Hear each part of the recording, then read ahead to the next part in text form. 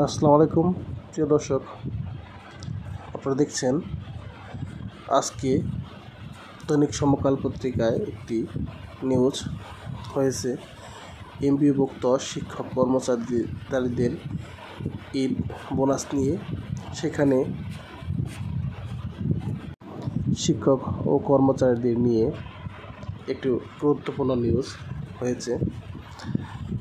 কর্মচারীদের বেতন 25% বাড়িয়ে 75% করার মতো একটি নিউজ হয়েছে। আমরা কয়েকদিন যাবৎ দেখতে পাচ্ছি যে শিক্ষকদের 50% করা হয়েছে, মানে 25% বাড়িয়ে 50% করা হয়েছে।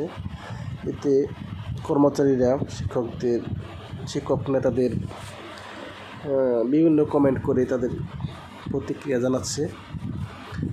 এর মধ্যে আজকে সমকাল একটি নিউজ করেছে, আপনারা দেখতে পাচ্ছেন স্ক্রিনে। দেশের প্রথম সারির একটি গুরুত্বপূর্ণ গণমাধ্যমে আজকের যে নিউজটি হয়েছে সেই নিউজটি নিয়ে কর্মচারীরা আশায় বুক বাঁধতেই পারে। দেখা যাক শেষ পর্যন্ত আসলে কর্মচারীদের ভাগ্যে কি পরিবর্তন ঘটে, আসলে কি কর্মচারীদেরকে নিয়ে শিক্ষা বা অর্থ বিভাগ চিন্তা ভাবনা করতেছি কিনা, সেটি আপনারা আসলে প্রজ্ঞাপন না হওয়া পর্যন্ত আসলে কেউ বলতে পারতেছে না। ঈদ বোনাস বর্তমানে অন্তত 25% বাড়তে পারে।